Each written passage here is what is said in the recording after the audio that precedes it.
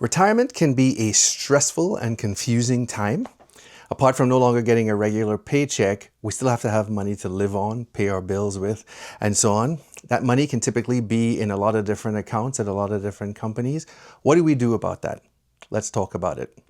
Hi, my name is Andre. If you are new here, welcome. Thank you so much for stopping by. And if you're returning, thank you so much for coming back. I truly, truly appreciate it.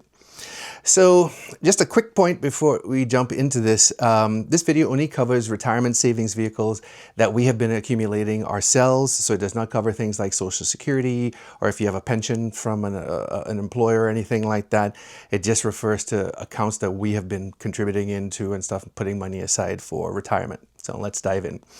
I still haven't figured out the teleprompter situation or whatever here, but whenever I have stuff to talk about, I make a lot of notes to myself, so you'll constantly see me looking down at my notes. I just want to make sure I don't forget anything I wanted to talk about. If that's distracting, I do apologize, but please kind of hang in there with me because hopefully I don't forget to say anything I wanted to say. Alrighty, so I had been in the workforce for about 40 years. During that time, I had worked for several different companies, several different jobs over 40 years. But starting back when I worked at IBM in the late 80s, early 90s, I started putting money aside for retirement. At that time, IBM had a pension plan. And during the time I was there, they began to convert over to a 401k plan. So when I left IBM, we had an option to say, do you want to just leave the money that you had in the pension plan for your future retirement, which at that point for me was still 30 plus years away, or do you want to convert it into a 401k? I chose to convert mine into a 401k, which then when I left IBM later on was moved over to an IRA. I met my wife when I was at IBM. She was as well. Well, she wasn't my wife then. She became my wife later. And she had to make the same decision when she left IBM, and she chose to leave hers in a pension annuity, which we found interesting. We hadn't even really realized that until recently when we were looking at all these different accounts and stuff. It's like, hey, wait a minute, you still have a little pension coming from IBM. And I had long since done away with that and only had the 401k, which was then an IRA. So in the late 1990s, in 1998 to be specific, we also opened up Roth IRAs. We opened those up at Charles Schwab and converted over some money, left it in there. And I don't think we really contributed anything further to those accounts since 1998, but they continue to grow over time. And we'll get into a little bit more about that as we go through this video. So over time, other various jobs, we went to other employers and they had started to do the 401k matching, which was very cool. You go to an employer and they say, okay, you put in 2% or 3% or whatever, we'll match that. So you got additional growth on your money. If you contributed $2,000 for the year, suddenly magically that $2,000 became $4,000 towards your retirement. Absolutely awesome. Excuse me, I'm getting ahead of myself. So when we left different jobs over the years, my wife continued she'd leave a job and she'd move that money into her IRA. I would leave a job and move that money into my IRA, and those continued to grow over time. And for a reason that I cannot remember now, we were kind of thinking, well, why did we do that? My wife's money was at Vanguard and my money was at Fidelity. Just two of the big players. Felt safe to put our money there, no problem.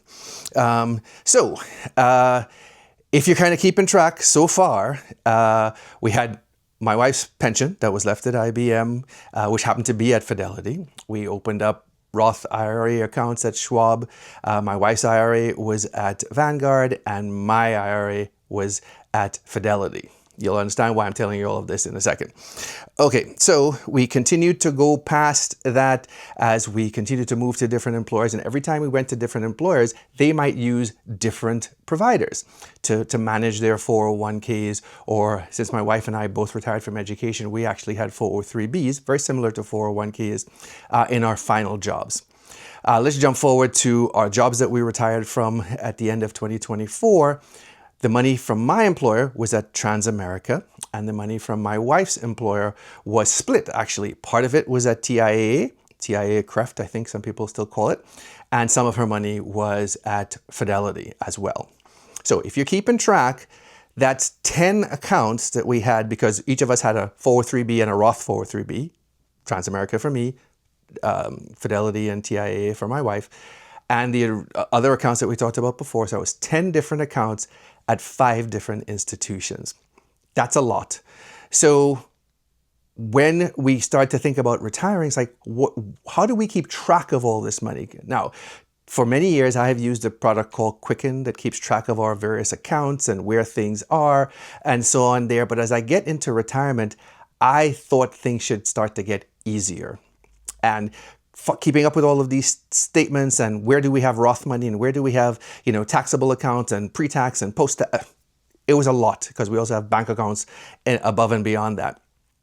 So we decided to start doing some consolidation. So starting last summer of 2024, since we knew we were going to be retiring at the end of the year, we moved my wife's IRA stuff over to Fidelity, and we kind of made a decision to say, okay, Fidelity is going to be where we're going to consolidate everything. At that time, Vanguard had made some changes in their fee structure and so on, and as soon-to-be retirees, we were, of course, very fee sensitive.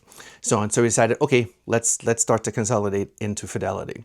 And then upon retiring, starting in January, said, well, we should really get around to moving all of this stuff into one place. So just started a couple weeks ago, said, yep, I'm going to take the money that I have at Transamerica, move that over to Fidelity. My wife's going to take her money from TIAA and Fidelity and kind of consolidate it into IRA and Roth IRA accounts there. We started going through the process. And there was a lot of stuff that had to be done. It wasn't just simply a phone call or go to a website, click, and everything moved over. Everybody had a form that you had to print out and in many cases go get notarized. We got introduced to something called a medallion guarantee, signature guarantee, which is kind of like notarization, but you had to take it and provide some extra documentation and stuff and get it stamped and so on, and then send that back in and so we could begin to consolidate all that money. So when this is all done, we're still in the process of doing that. We're hoping to be at the point where we just have to talk to Fidelity and just get one statement or two statements, I guess, one for her, one for me, and we'll know where all of that stands, where all our money stands there. Why are we doing this? Well, one of the main reasons that we're doing that, excuse me, I got ahead of myself here again.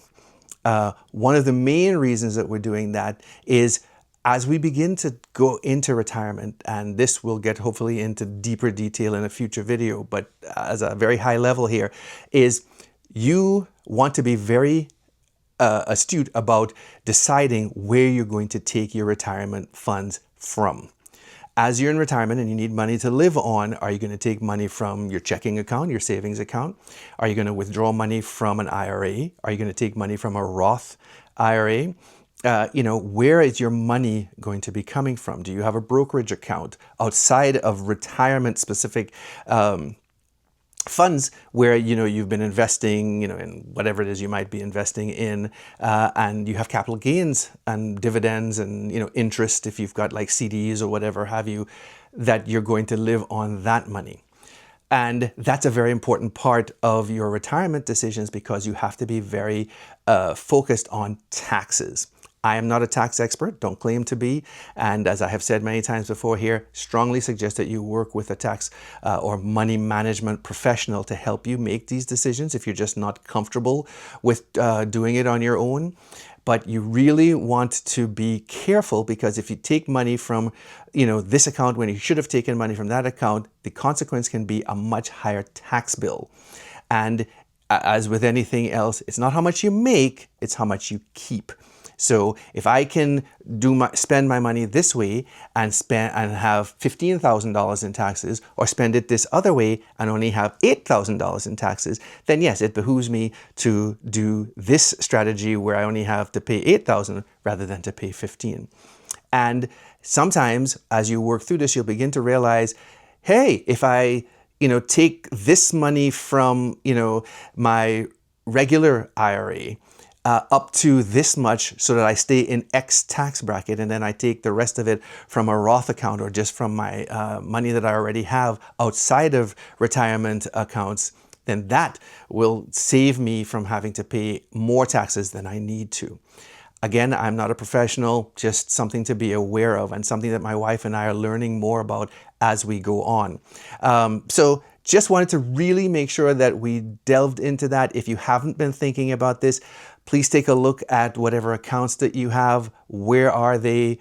Are they at companies that, you feel supported by and that are comfortable with saving, keeping your money in, and so on. And then as you go through it, begin to figure out what's the best strategy for utilizing those different accounts to provide income for me to live on, but trying as best you can to minimize your tax burden. And this is not about trying to subvert anything and not pay your taxes. We will have to pay taxes. It's inevitable. But there's nothing wrong, and there's nothing that says you have to pay more taxes than you need to. So we're going to go through this, say, yes, if I do it this way, I owe this much taxes. If I do it this other way, I owe that much taxes, and go with the lower amount. Go with the one that costs you the least amount of money. I had one other thing I wanted to talk about here. Oh, as you move your retirement accounts around, many of us are familiar with banking, where you put your money in a bank and you always want to make sure the bank is FDIC insured. Yeah, as you begin to invest, this is the money that you're going to be living on for the rest of your life. You want to make sure that your money is in an institution, an organization that is going to protect it to the best of their ability. And that is many times done by providing insurance. So in a standard regular bank, you would use, a bank that had FDIC insurance. When you're looking at brokers, it's something called SIPC insurance that is covering your assets that are being held by that institution, whether in a sweep account, if you just bought a CD with them or what have you, they are protected by insurance on those funds.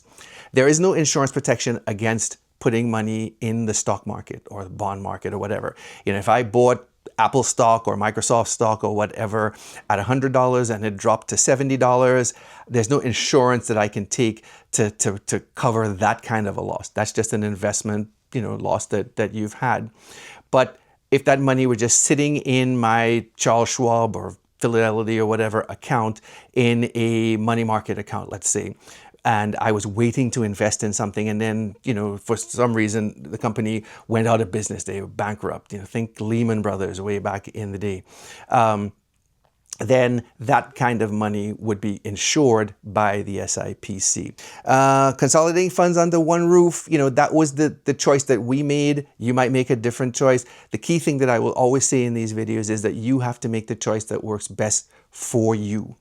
If you, like us, decided, hey, I want to consolidate under one company, do your research on that company and is that the right choice for you? You might decide, hey, I am more comfortable having more diversification. So I want some money in institution 1, some money in institution 2, some money in institution 3. That's a perfectly fine way to proceed as well.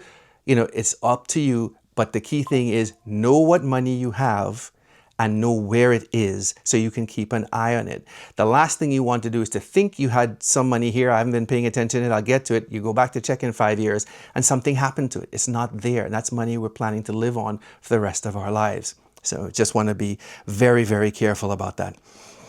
All right, so I think that's it that I wanted to cover here today. I keep getting way out of my sync with my notes here, but that's what I wanted to cover today.